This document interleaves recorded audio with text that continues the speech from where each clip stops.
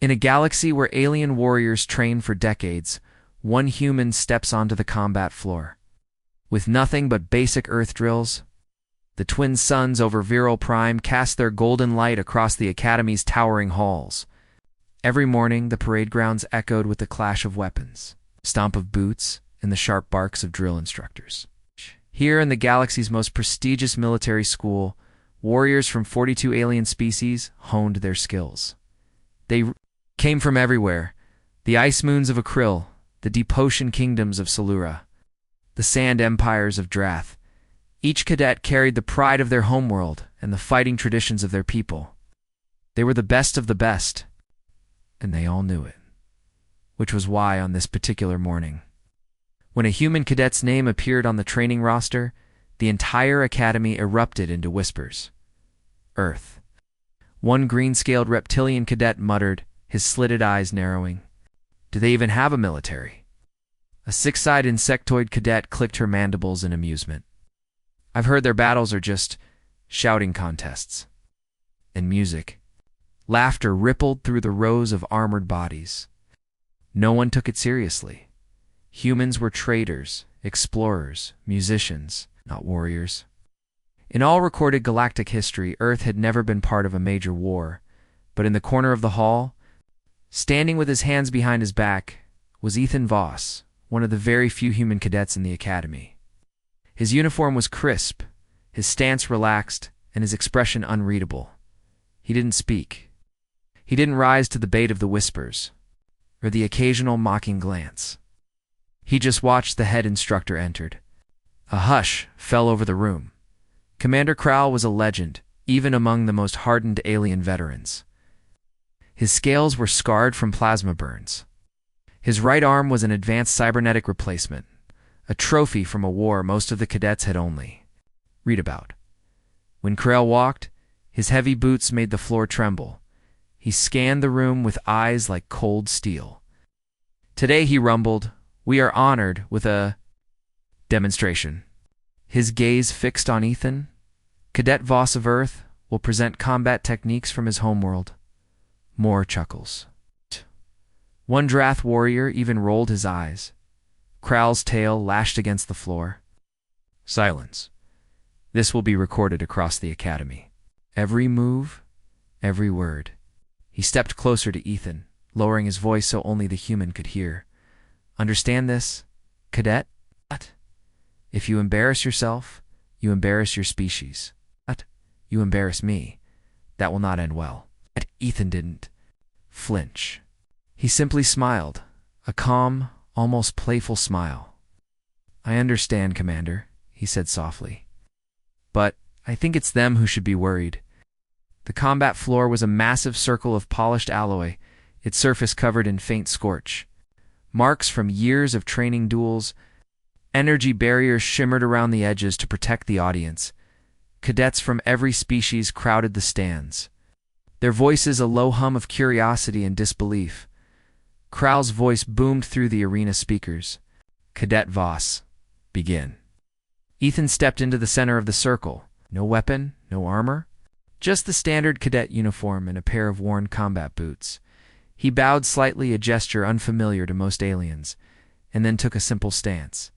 Feet shoulder-width apart, knees bent slightly, and hands open at his sides.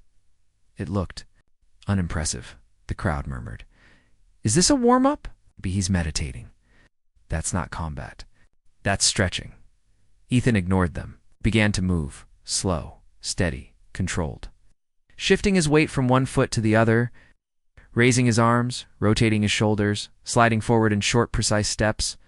It was basic footwork, the kind any Earth martial arts instructor would teach a beginner on day one. The alien cadets grew restless. A pair of Saluran twins started whispering jokes. A hulking Drath yawned, but Commander Krall didn't take his eyes off Hfy. Something about the way the human's feet glided across the floor. It wasn't random then. Without warning, Hfy's movements changed. The slow, easy rhythm became a blur. His feet struck the ground in rapid, precise bursts.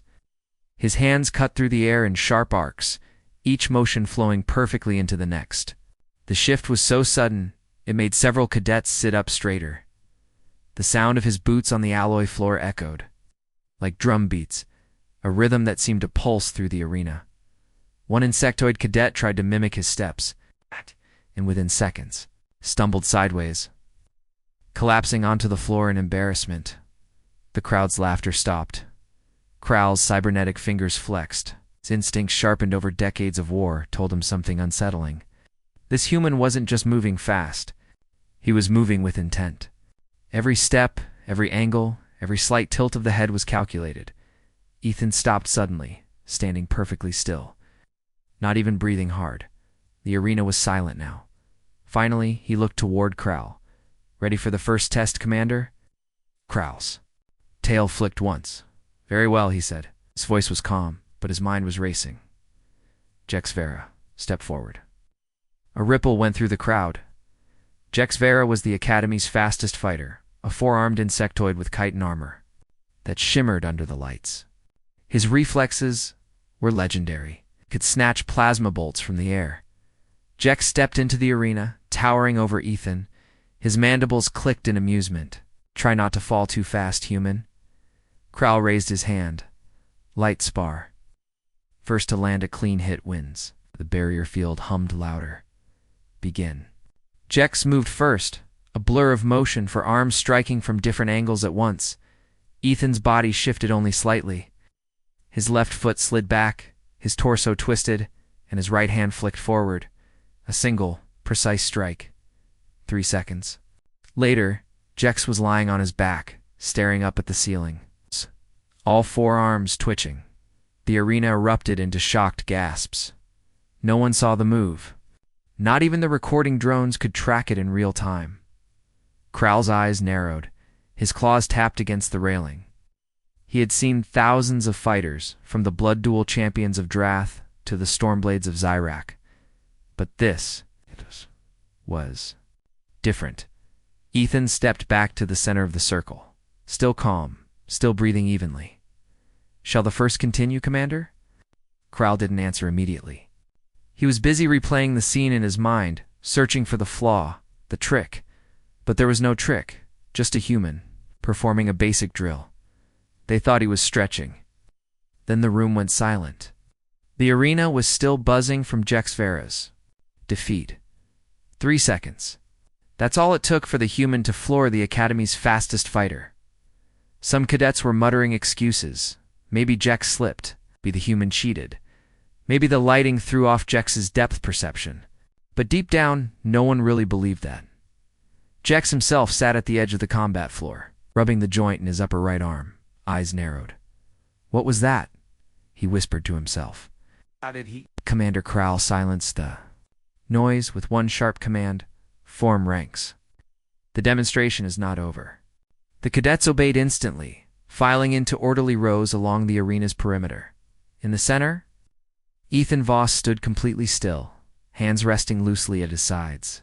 His expression was unreadable, not smug, not taunting, just calm.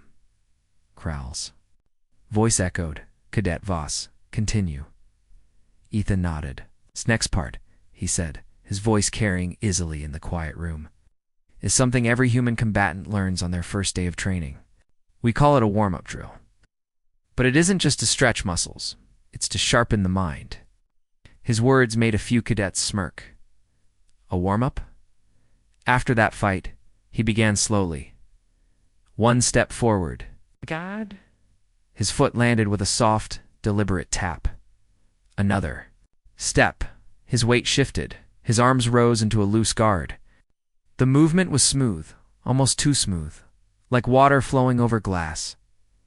A Soluran cadet in the front row yawned. He's just walking. But then Ethan's movements changed again.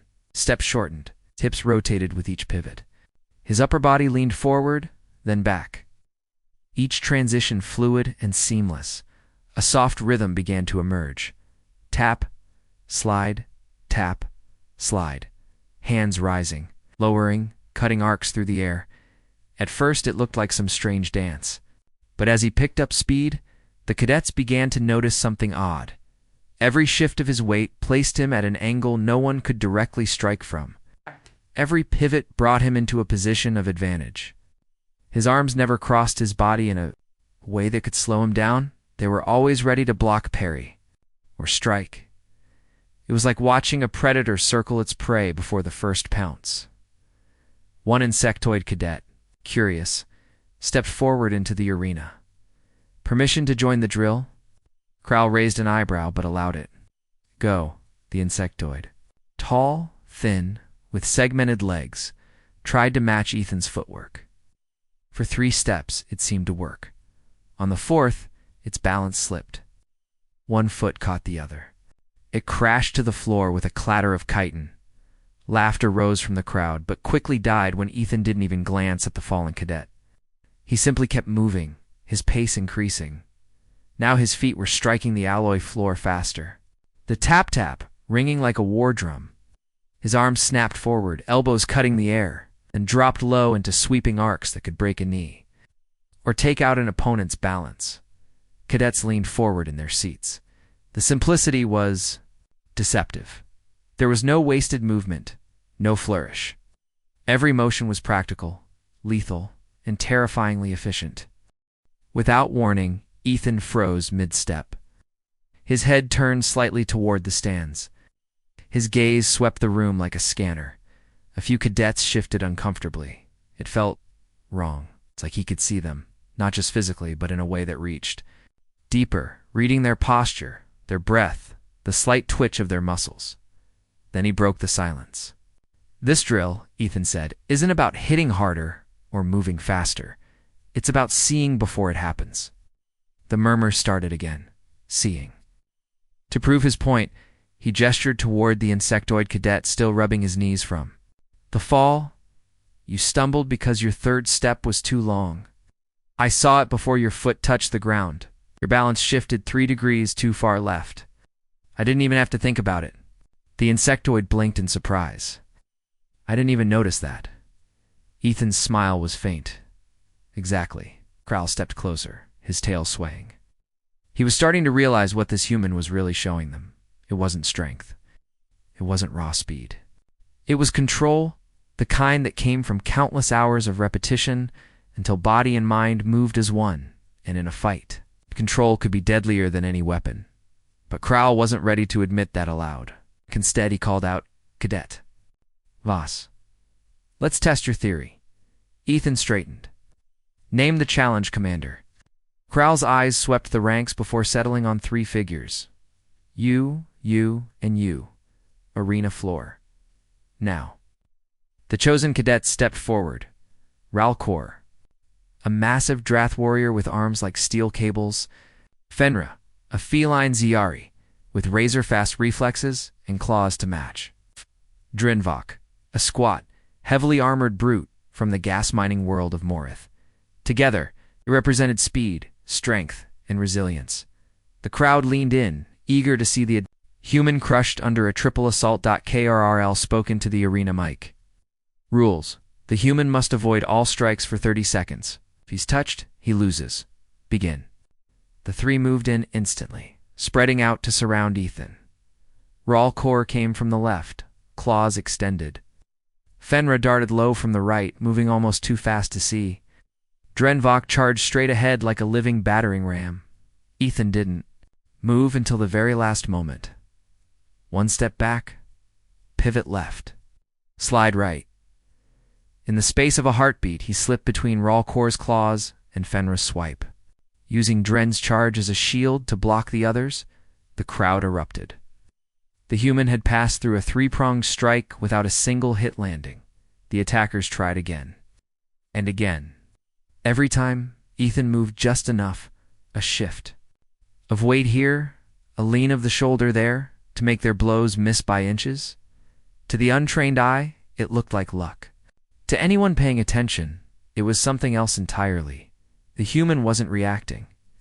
He was anticipating. Crowl's claws flexed at his side. He had trained soldiers for 30 years, fought in 6 planetary wars, and yet had never seen footwork like this, and this was still, as Ethan claimed, basic. The timer beeped. 30 seconds were up. Ethan stepped back to the center of the arena, untouched. He bowed slightly to the three panting alien cadets before turning to Crow. "Shall the first continue, Commander?" Crow's voice was quieter this time. "Yes, continue." It took just 3 seconds for their best fighter to hit the floor. Da-da-da-da-da-da. Energy in the arena was different now. At first, the alien cadets had laughed, whispered, even mocked the human standing in the center of the combat floor. Now they leaned forward in silence, watching every small movement Ethan Voss made, afraid to blink and miss something.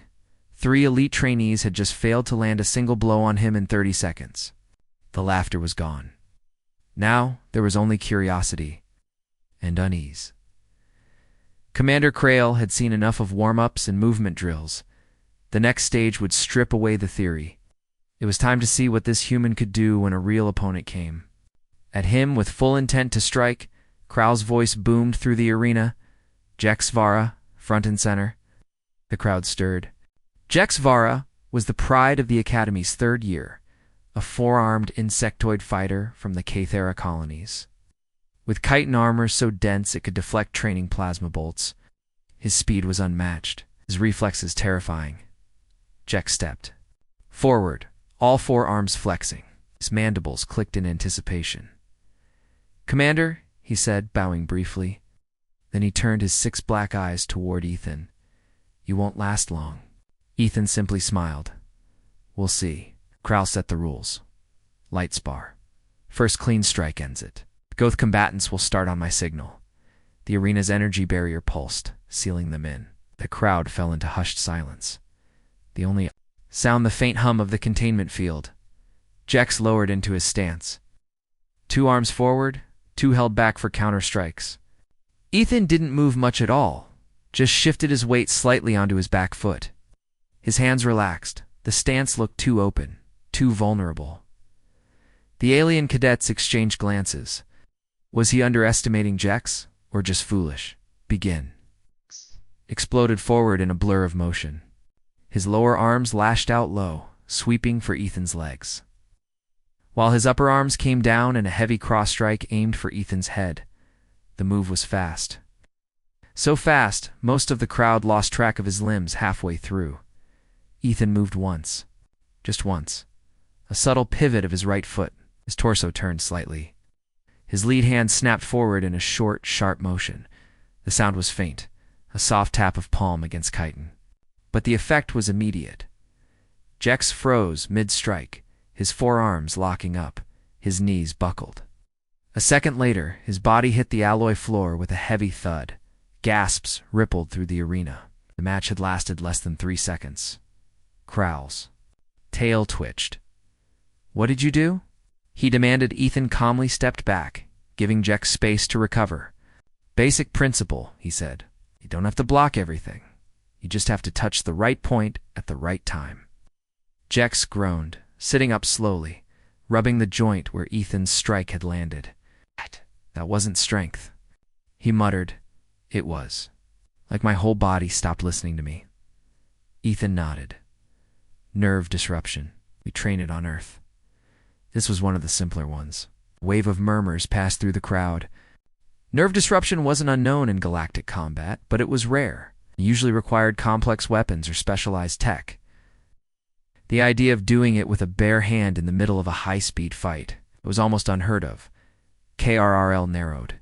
His eyes, again. Ethan raised an eyebrow. "You want him to go again?" "Not him," Krell said, scanning the ranks. "You." He pointed to the Academy's second-ranked dueling champion, a broad-shouldered horned fighter from the volcanic world of THREK. The Threk warrior stepped into the arena, cracking his knuckles. "I won't fall like the bug," he growled. The second match began with a very different approach. Instead of charging recklessly, the Threk fighter circled slowly, probing Ethan's defenses. His heavy steps rang against the floor, each one calculated. Ethan mirrored the movement with tiny pivots, never losing his relaxed stance. Then in a heartbeat, the Threk lunged. His fist came in hard, a strike that could dent steel. Ethan didn't block, stepped into it. His shoulder rolled under the punch, his left hand shot up in a chopping arc, and his right foot swept behind the Threk's ankle. The Threk hit. The ground before he even realized what had happened. The audience erupted, a mix of gasps and disbelieving shouts. Ethan offered the fighter a hand up. "You committed too much to the punch," he said simply. "That gave me your balance." Was silent for a long moment. His mind was racing. These were not flashy moves. They were not complex. But they were precise, efficient, and devastatingly effective. And the human claimed they were basic. Finally, Krell stepped into the arena himself. The crowd went dead silent. "Enough demonstrations," he said. "I want to know what you're advanced." Looks like Ethan met his gaze. "If you really want to see that, Commander?" His smile deepened just slightly. "You'd better raise the barrier strength. If they knew Earth's history, they would have never laughed." The arena's air was thick with tension. Every cadet in the stands leaned forward, their eyes locked on the human who had, in the past hour, dismantled every challenger without breaking a sweat.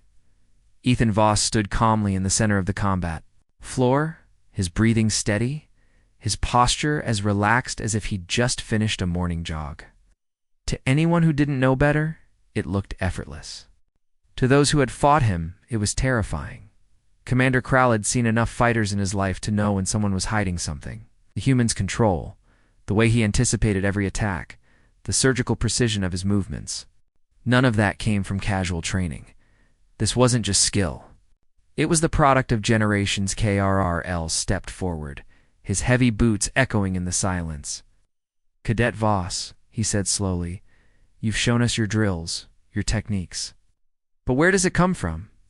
Why does a species known for peace and trade have warriors like you?" A ripple of curiosity passed through the crowd. It was a question every cadet had been wondering. Ethan glanced around the arena, meeting the eyes of dozens of alien faces, some curious, some skeptical, some wary. Finally, he spoke. "It's because you don't know Earth's past." A few cadets exchanged puzzled looks.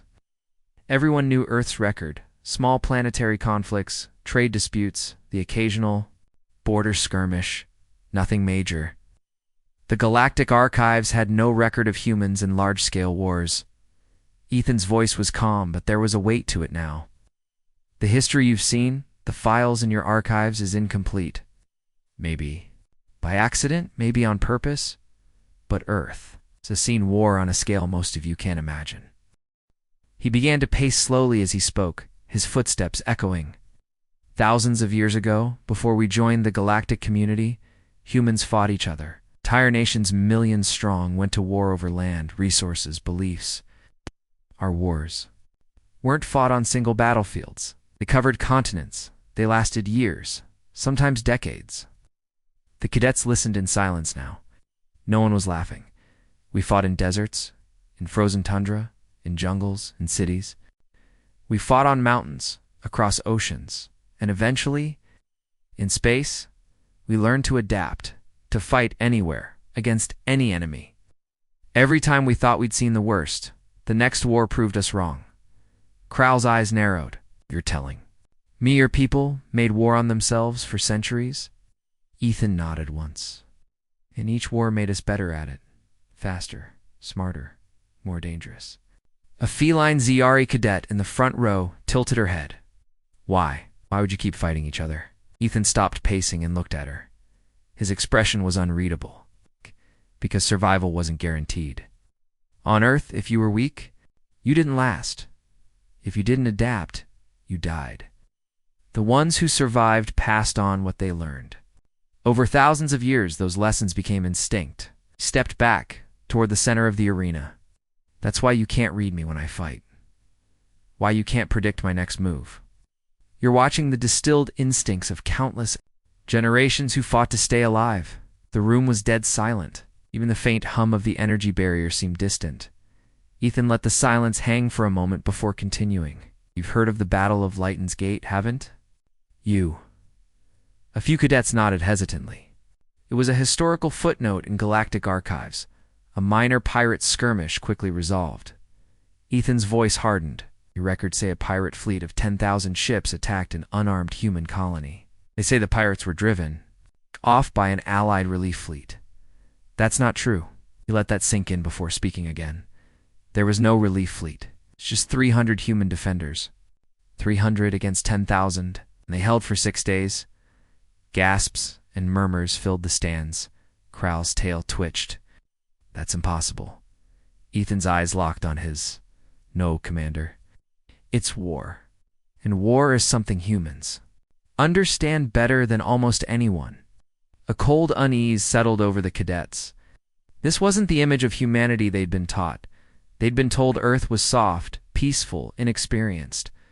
But the human standing before them was telling a different story, one that made far too much sense after what they'd just seen. One of the Drath cadets called out, trying to sound defiant. If humans are so dangerous, why hide it? Why not show the galaxy what you can do? Ethan smiled faintly. Because sometimes the most dangerous weapon is the one no one sees coming. He looked directly at Kral. That's why you've only seen our basic drills today. The commander's eyes narrowed. And your advanced ones. Ethan's expression didn't change. Let's just say they're not meant for training floors. The silence that followed was heavy.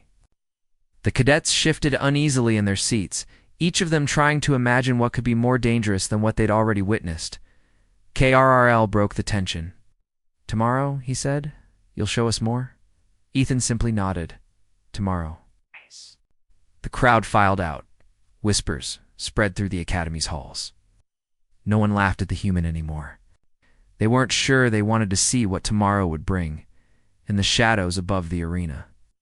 The Academy's intelligence officer finished uploading the recording to the military network. The message was flagged for urgent review by the High Command. The note attached was simple. Do not underestimate human combat capabilities. This time, 3 fighters came at once, and they still couldn't touch him. The next day, the combat floor was more crowded than Ethan Voss had ever seen it. Word of yesterday's basic human combat drill had spread far beyond the cadet ranks. Senior instructors, tactical advisors, and even officers from the Virell Prime defense garrison were packed into the stands. They all wanted to see the human in action, not just because of his skill, but because of the whispers. 300. Humans holding against 10,000 generations of war experience, hidden behind a peaceful reputation. Whether the rumors were exaggerated or not, today's demonstration would answer a question hanging in the air. Was Ethan Voss just an exceptional individual? Or was this what humans really were? Commander Kral stood at the edge of the combat floor, his expression hard to read. His scales caught the bright arena lights, his cybernetic arm flexing as he scanned the crowd. When his gaze found Ethan, the human was standing in the center of the arena, hands loosely clasped behind his back, looking like he was waiting for a bus rather than facing a potentially career-defining test. Kral's voice boomed over the loudspeakers. Yesterday, Cadet Voss demonstrated the efficiency of human combat drills against individual opponents. Today, we will test their effectiveness against multiple attackers. He paused, letting the weight of his words settle. 3 of the Academy's finest cadets. Simultaneous engagement. Full contact. A ripple of excitement and unease moved through the crowd. The first fighter stepped forward. Virell, the massive Drath warrior who had tried to break Ethan's guard. In part 2, the second. Fenra, the feline Ziari, whose speed rivaled that of a hunting drone. In the third, Torvak Zuin, a towering, broad-shouldered Corn brawler known for overpowering opponents with sheer brute force. Together, they represented 3 different combat specializations: raw power, extreme speed, unyielding endurance. Kral gestured for them to take their positions. Objective: disable the human. Any method short of lethal force is permitted. Voss, survive for 60 seconds, or win by incapacitating all 3 opponents. The energy barriers shimmered to life, sealing the arena. Ethan's stance didn't change. He didn't square up, didn't raise his hands, simply shifted 1 foot slightly forward and looked at them like he was assessing a set of tools, not living, breathing warriors. It wasn't arrogance.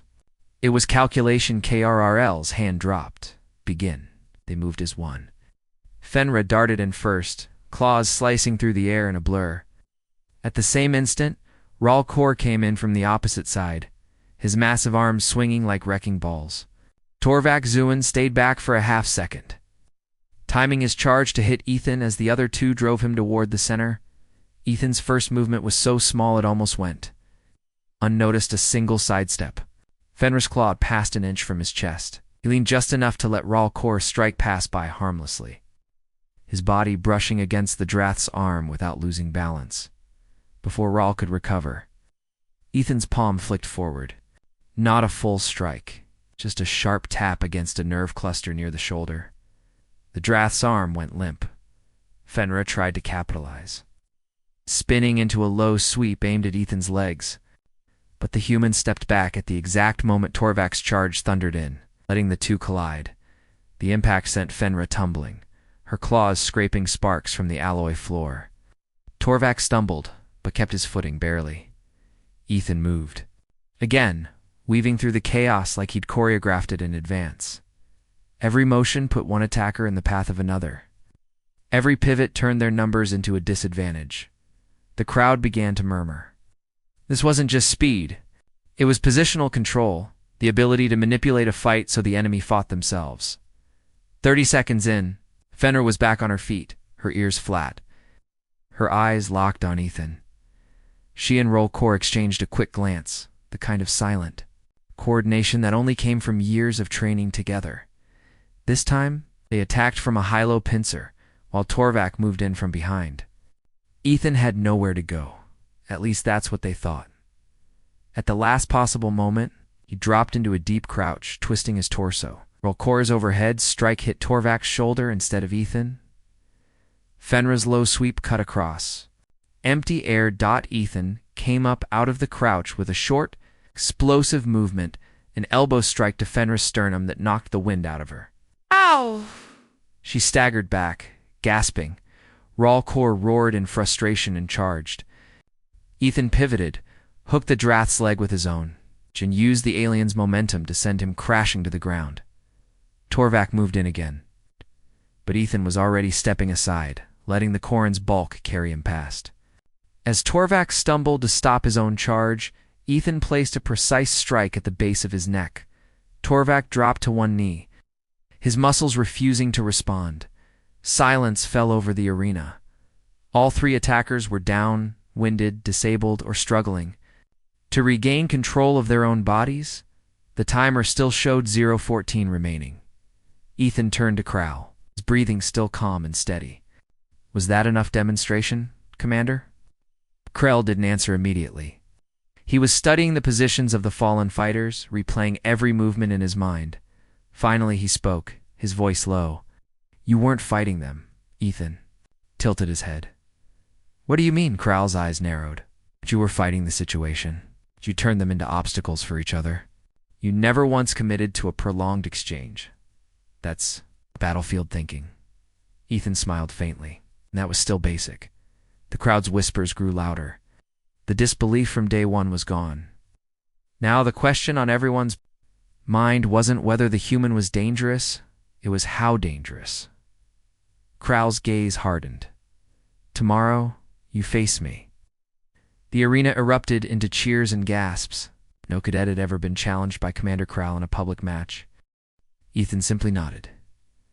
Tomorrow, then. As the crowd filed out, several cadets avoided meeting his eyes. Fear was subtle, but it was there.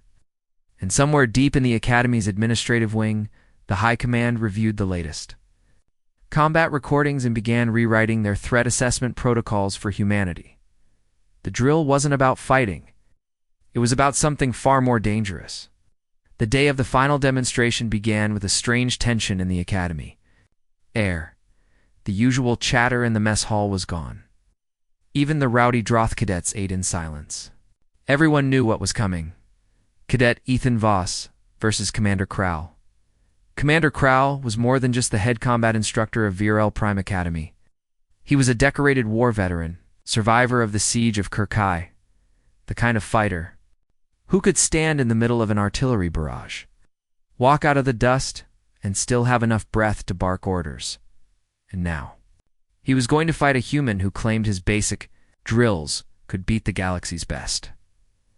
When Ethan stepped onto the combat floor, the arena was full. Not just cadets, not just instructors, fleet officers, foreign military observers. A few members of the Galactic Council delegation sat in the high balcony, their translator devices glowing faintly. The moment he entered, the crowd quieted. Some watched with awe, others with skepticism. All of them expected something extraordinary.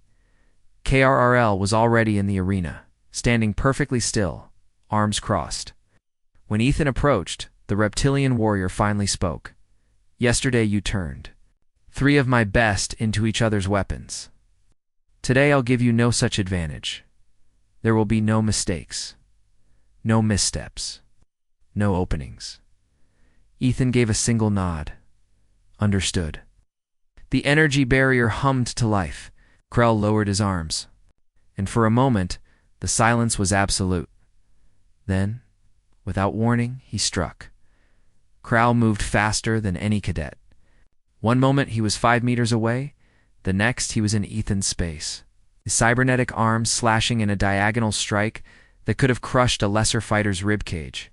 Ethan sidestepped, barely avoiding contact, and flicked his hand toward Krell's forearm, a quick nerve strike. That would have disabled most species. KRRL didn't even flinch.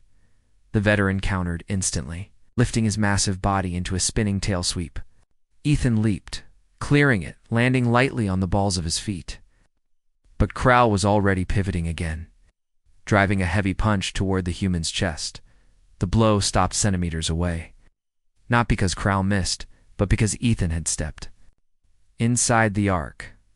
Placing one palm flat against Krell's armored torso, neither moved for a heartbeat. Then Ethan spoke quietly, so only Krell could hear. "You already lost." The crowd didn't understand. From their view, the fight had barely begun, but Krell's pupils narrowed as realization dawned. The way Ethan had stepped inside his strike, if Krell had committed even a fraction more force, Ethan could have redirected it straight into the commander's own center of gravity, sending the war hero sprawling in front of the entire academy. Krell stepped back slowly, lowering his arms. "Explain." Ethan turned to face the crowd. "What you've seen over these demonstrations isn't about raw strength or even speed.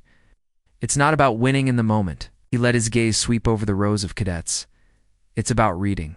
Reading your opponent's movements. Reading the environment. Reading the smallest twitch of muscle that comes before an attack." He began pacing slowly, speaking in the same calm, steady tone. "Humans evolved as hunters. We learned to predict where prey would be before it moved. Later, when we fought each other, we used the same skills to read intentions, to turn an enemy's plan against them before it even happened." He stopped, looking directly at a young insectoid cadet in the front row. "You think I'm reacting to your attacks? I'm not. I'm reacting to your decision to attack before your body even carries it out." The alien cadet blinked in surprise. Several others leaned forward, trying to process what he meant. Ethan continued. "That's why we train these drills. Not to memorize moves, not to throw punches, but to teach our brains to see patterns before they're complete." He turned to Krell. "Your cadets train to fight what's in front of them. Humans train to fight what's about to happen, eh?" A hush fell over the arena. It wasn't arrogance. It was a simple statement of fact, and the implications were sinking in. If humans could read intention, then fighting one wasn't just about speed or strength. It meant your plan was already compromised the moment you thought of it. KRRL broke the silence. "Dangerous." Ethan smiled faintly. "That's why you don't hear about it much. Most humans don't talk about this. We don't need to." Up in the balcony, one of the Galactic Council observers leaned to another. "If this is basic, what does advanced look like?" The other didn't answer. His eyes were fixed on Ethan, and his mandibles twitched in what could only be described as unease. Krell stepped forward again, offering his clawed hand. Ethan took it without hesitation. The commander raised their clasped arms toward the crowd. "This human is dangerous not because of his strength, but because of his mind. Learn from him, study him, never underestimate his species again."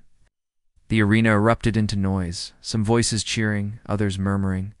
Nervously, some cadets scribbled notes furiously. Others stared at Ethan like they'd just realized a predator was standing among them, as Ethan left the floor. Kral's voice followed him. I still want to see what advance looks like, Ethan. Glanced over his shoulder, the faintest of smirks on his face. Maybe one day, Commander. Maybe one day. In the days that followed, recordings of the humans' drills spread across the Academy's networks. Soon they reached other planets, other military academies, and even fleets on the far edge of the galaxy, and slowly, in quiet, classified documents. Humanity's threat rating was revised upward. By the end of the day, the Academy's war records had a new top threat level: humanity.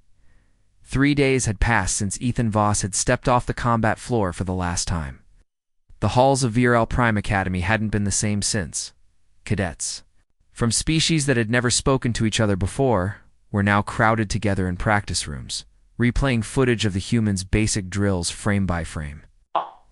Some were trying to copy his footwork. Others were dissecting his timing. A few simply watched the recordings on repeat. Muttering in disbelief, Commander Krale had quietly approved the release of the fight. Footage to the Academy's internal network, though no one could prove it was his doing. By the time the sun had set, the files had leaked to the Galactic Combat Exchange, a military database shared by dozens of fleets. By the third day, everyone had seen them, at a secure station orbiting the ice moon of Traxel 4. Fleet Admiral Ron Vex reviewed the footage with a grim expression. The holo showed Ethan moving with impossible precision, sidestepping alien warriors as though he'd fought them 100 times before. The Admiral's scaled fingers tapped a slow rhythm on the table. He'd fought humans before, years ago. Back then, they'd been underestimated. Regarded as stubborn, yes, but limited. Seeing this, seeing a single human dismantle the best. Cadets of 42 species. Made his spines itch. This changes everything, he muttered. Across the galaxy, similar conversations played out.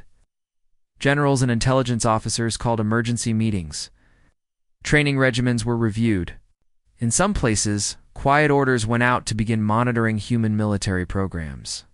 In others, the opposite happened. Requests for human combat instructors skyrocketed. Back on Virell Prime, Ethan was walking the long path from the cadet barracks to the landing pads. His assignment here was over. The Dauntless, his transport ship, waited to take him home. But the air felt different today. Everywhere he went, alien cadets paused to watch him pass. Some looked with admiration, some with fear halfway to the pads. He was stopped by a group of younger cadets, a mixed cluster of insectoids, avians, and a single amphibian with bright violet eyes. Cadet Voss. The amphibian began nervously. Is it true your people don't teach these drills to outsiders? Ethan gave a small smile.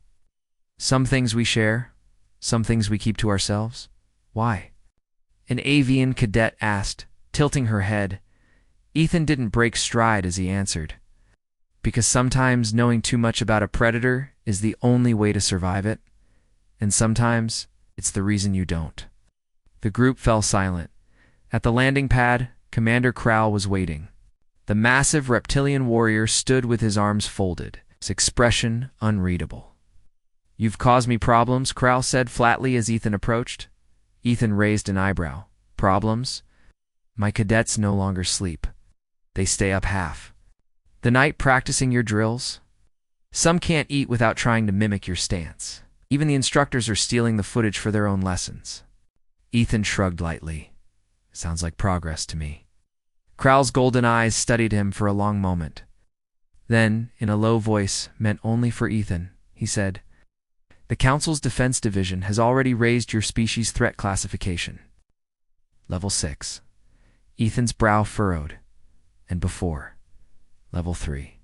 A faint smirk touched Ethan's lips. Guess we skipped a few steps. Krale stepped closer, lowering his voice even more. I've been a soldier for 40 years. Fought things most beings can't imagine. But if this, he jabbed a claw toward Ethan's chest, is only your basic, Then I don't want to see what advanced looks like. Ethan met his gaze. Then hope you never have to. The Dauntless's boarding ramp lowered with a hiss of steam. Ethan gave Krall a short, respectful nod before stepping aboard from the viewport. He saw the commander still standing there, arms folded, watching him go. For a man like Krall, that was as close to a salute as it would ever get. As the ship rose into the pink-orange skies of Virell Prime, Ethan settled into his seat. His mission had been simple: assess the Academy's combat readiness. He'd left behind was more than just an evaluation.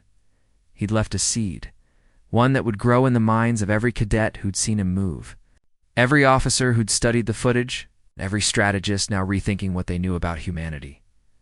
Somewhere, in a secure war room far from here, a fleet commander would look at the threat board and see the change. Species 27A Homo sapiens. Status: predatory intelligence confirmed. Engagement protocol: extreme caution. And in time when the galaxy forgot to be afraid, humanity would remind them again. End of story.